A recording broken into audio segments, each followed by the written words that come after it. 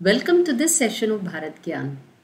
In this session, we shall look at the metallurgical prowess of India, how metallurgy was a brand for India, and more so in particular, how it was iron and zinc which gave this brand. The manufacture of high carbon steel in India goes back to many millennia ago.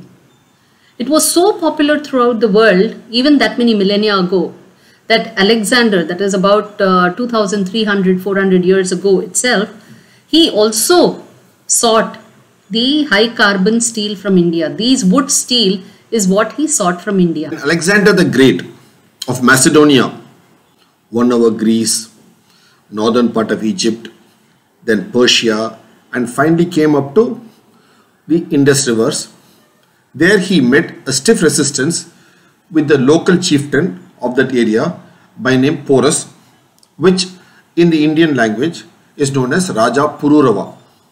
This Raja Pururava defeated the mighty army of Macedonia, Greece, and then asked them to go back.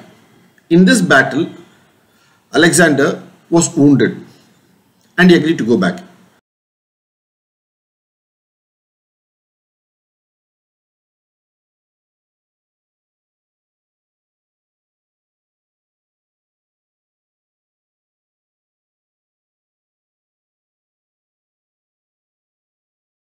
So when he was going back, he asked for a gift from the land of India, which he came to see. He didn't ask for gold or silver, but what he asked was for this particular wood steel. And it's recorded by the Greek historians that what he took back was 100 talents of steel. This term talents is similar, it's a Greek term for the measure. It's similar to the Indian term tola. We have a measure in India, olden day measure called tola. Similarly, in the Greeks, it was called talents. This is beautifully shown in a painting. It is Purushottama presents an ukku sword, ukku wood sword to Alexander on the banks of the Jhelum river, which was then known as the Vitasta river.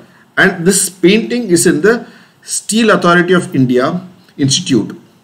Steel Authority of India is one of the main makers of steel in independent India today. So they have this painting beautifully of how the natives make the steel and all the axe. This is the Parasu axe that they make, and here the whole family is in steel making, and here it is Raja Pururava presenting the steel to Sikandar Alexander. See, he's got a Greek headdress. Here is the person, the Greek headdress. So they're presenting this particular wood's steel sword. So this painting is there. There's a story of this particular steel being presented. So from different perspectives the paintings have been made, but the fundamental point is wood steel was much sought after, more sought after than even gold or silver then. Let's look at some of these records.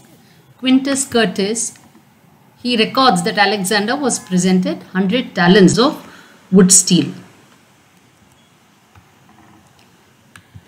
Then Aryan in 300 BCE, he also mentions import of Indian steel in the Abyssinian ports.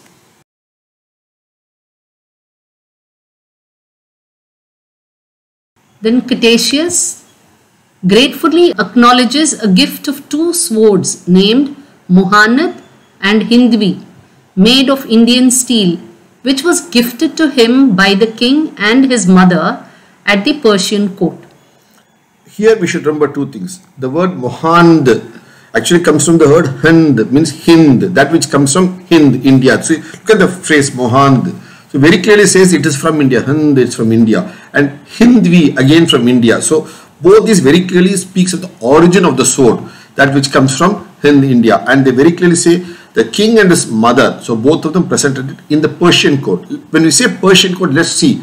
What is the Persians' way of saying when they were slashing somebody with their sword? They said Jawabe Hind, means I answer you with Indian sword. So this again tallies with that here. Then we come to Herodotus. Herodotus of Greece, he is known as the father of history, modern history, because he wrote a book which is called Historia, and which forms a basis for the subject of history as a subject that we have in our school today. Look at this book, Herodotai. It's written there. See, and he records in 5th century. He lived even before Alexander, and in 5th century BCE, he records that the iron arrowheads being used by the fighting army in the battle of Thermopylae are from India. Lot of things that we have to read between the lines here. So that means there was a battle of Thermopylae, and in this battle the arrows that are being used are coming from India. So India was exporting in 5th century BCE to Greece, and the people there were using the iron arrowheads. So they were exporting iron and they were being used for arms. So India was the arms exporter to the world 2500 years back and used in all their battle. Both sides of the army were using it, not just one army, both armies were using it. And Damas, as you already seen, which is in the eastern part of the Mediterranean coast, south of Greece, that was one of the trading hub specifically for Indian steel. See, each person's quotations and quotes and input, all of them map into one larger story of Indian steel taken not only to Persia, to Arabia, to Greece, and they are everywhere on, and the story goes all the way up to England.